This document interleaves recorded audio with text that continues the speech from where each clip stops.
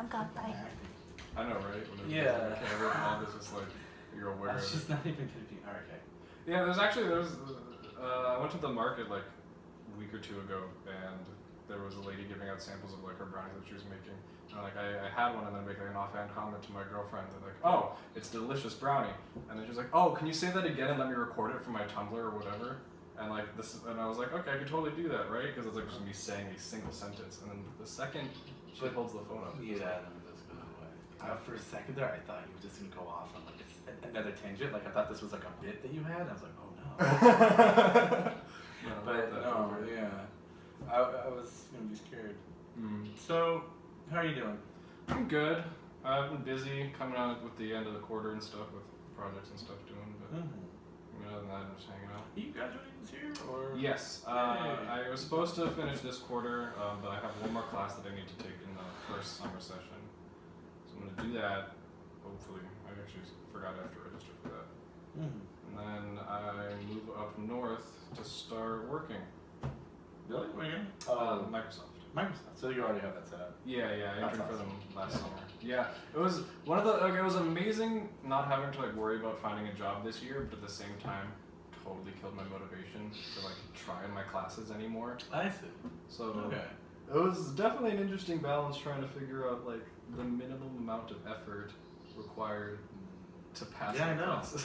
Was that you've only done the minimum amount required just that year, because that was like my college. So yeah, when I first came, like I barely graduated high school, and then took a couple years off and started working. I was like in a dead end. Yeah, I was like in a shitty dead end pizza place. And they wanted to promote me to manager, and like one day, and then I was just like, I do not want, because like the other manager was like a 50-year-old. He's been in the pizza industry for 20 years, and I was like, I don't want to be like him. So then I turned that down. Started community college like the next day. Awesome. Yeah. Sorry, I'm just happy that, because it's similar to me. Like, well, not really similar because I never worked at a pizza place. I have applied to a lot of pizza places. They don't want me, and I just wanted to be there around pizza. You're right. They don't want me there. No, I really had a bad time with job applications in general. No, I ditched high school. Oh, yeah. Like, I was practically gone for a whole year. I don't know. And then I went to community college after that, and I'm still doing the whole teaching thing. And then really of like actual college, I've only had like 2 years of it, but I had like 4 years of, because apparently I was really dumb from not, going to high school, and I had to go through high school courses in community college. So that was my thing. That's cool. No. Yeah, I knew you were a teacher. Are you like full-time or substitute? I'm subbing. I'm not full-time. So, okay. If you see me some days when I'm here, that's just because like I either want the day off or there's no jobs planned. That's been fine. Okay. So when you're a substitute teacher, are you like in a specific grade level, or is it pretty much just well, I mean, you do kind of do grade levels. I'm K through 12 right now. Oh, okay. Which is weird because I have a wide range. It is a wide range, yeah, because you could have 8th graders and then you have preschool the next day. Yeah. And it's actually, well, preschool's easy, but kindergarten through 3rd grade is. I couldn't even imagine. No. Like I was in a 2nd grade class for 45 minutes, and I I fuck up all the time. It's just kind of it's a thing. Like I don't know if other people would be like have an easier time with it, but I have nightmares like just in certain classrooms. Like the most notorious day was in a 5th grade class though. Where I guess I made a kid pee himself. Oh no! So the thing is when you have the entire room saying you need to go to the bathroom, you start to believe that maybe they're just fucking around. Yeah. And then some kid says, I really have to go. And I'm like, I'm not, like, just based off this entire classroom, just hold it in. He's like, he's in 5th grade, this kid should know, right? Yeah. And then, like, at the end of the day, and I still have kids every time I go to that school, so you're the one that make whatever his face peed his pants. I have no idea whether or not to be like, yeah, that's right, or be like, no. That is kind of catch-22. That's a hell of a story, though. That's a pretty. I mean, there's gonna be more in some stuff. Yeah. Well, hey, at least like, see, you can make a kid pee. But when I worked at the pizza place, I actually had to clean like a child just took a crap on the floor. Oh my god. Yeah. Well, it was like a small baby. I mean, like it wasn't much, but like yeah, I've had to clean up a lot of like just urine and vomit. Isn't the lows of humanity amazing sometimes? It's like oh my god. And you know, it was actually really funny. It was around the time. Have you ever watched South Park? Of course. Oh yeah. Who hasn't watched South Park? No. It was like around the episode where like it was like someone dropped a deuce in the urinal, and then we had a copycatter at our place.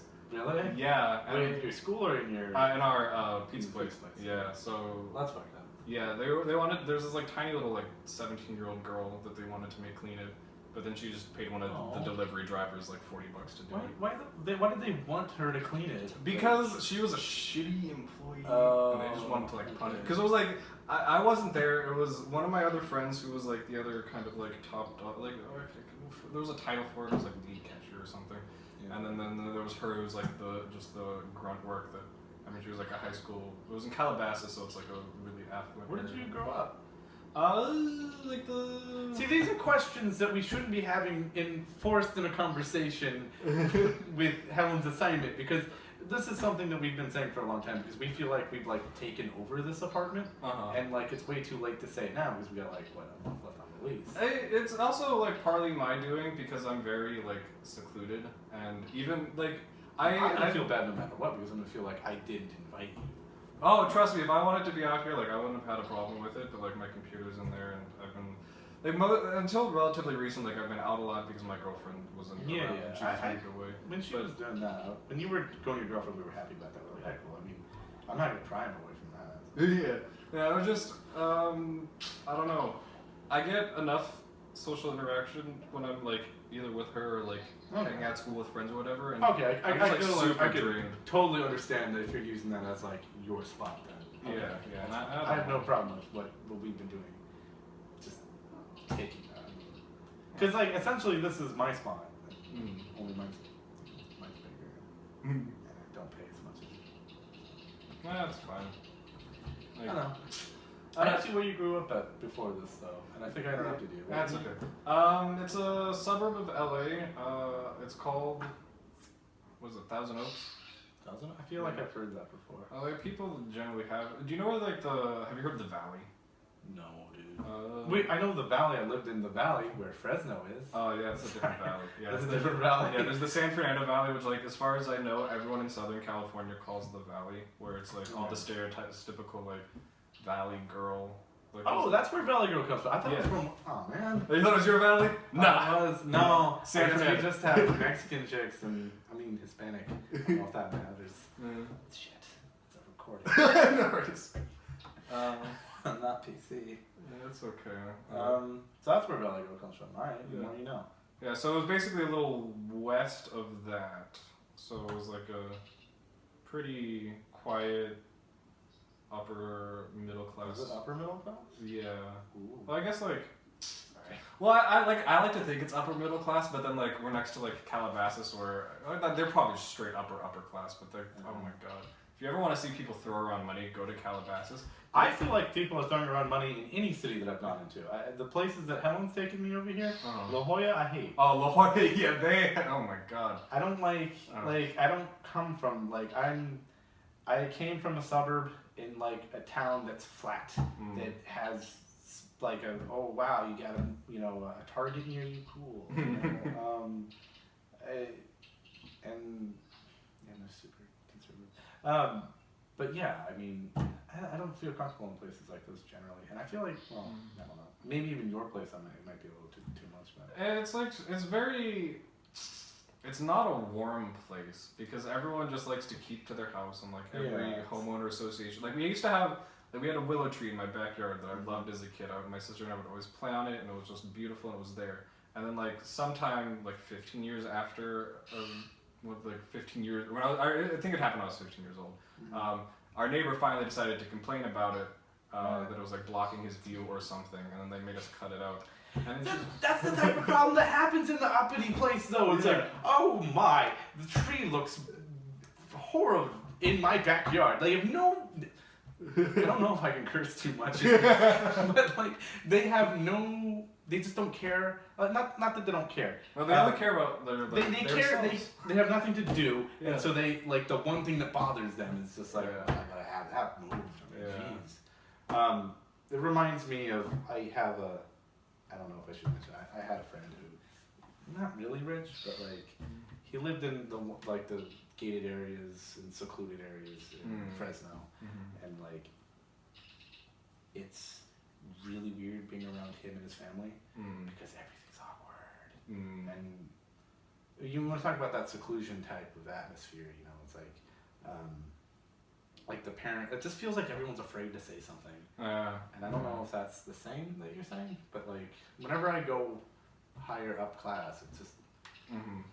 Yeah. And I was saying, like, this place in Calabasas, they have a gated community, and like the houses in there are like $2 million already. Inside that gated community, I shit you not, a second gated community. And that is like to me, that is just like the pinnacle of ridiculous. Wow. Like, you poor people stay away. Oh my God. It's the most ridiculous thing. What's the reason for it? Did you ever ask? Just money. Really? Yeah, there was like... They wanted to separate, they wanted to make sure that those people knew that they had less money than the other people? I'm pretty sure. Fucking... Okay. I mean, hey, if that's what you want to spend your money on? I mean, more power to you. They did give great tips when I delivered pizza, so I'm not going to really complain. But yeah, those houses... I can actually beat you, though, because I used to drive people drunk home. Oh, yeah? Yeah, but I don't... What's your best tip? I don't know. I gotta make it a competition. I don't know why I have to. Fine. I'm sorry, folks. So there's two that I remember. There's like on Halloween. Surprisingly, Halloween is the best pizza day, not Super Bowl. Halloween, I got like a $70 tip. No, it was an $80 tip from one party, and then one time I delivered to Shaquille O'Neal's house. Really? Yeah, and he gave me $70. Wow. Yeah, he was just. What's funny is that I still haven't gotten $100 one. That like. I got $100 just from some rich people. Yeah. I got it twice though. Nice. Because my dad keeps telling them. I was driving with my dad. We had a really weird like driving situation going on. And my dad would always tell me a sob story about how like I'm saving up for some computer or something. That's how we got. But you got this Shaquille O'Neal's house. Like, yes. How was that? It was. I only saw the front of it. It was amazing. He is a. Hold on. Have you told the story like a billion times or? Not really. I mean, because it's like. In Calabasas, there's like a lot of like rich athletes and actresses and movie stars. Like I've been to the Kardashian house, Jessica Simpson's house, Shaquille O'Neal's house, and some MMA fighter that I never remember the name, but people used to make a big deal about. Jessica Simpson's house? I don't know. Yeah, he is a gigantic man. Like you're pretty tall, but like I'm like. When I shook his hand because I was like, I'm sorry, I just need to get a handshake, and I have like abnormally tiny hands. His hand just like folded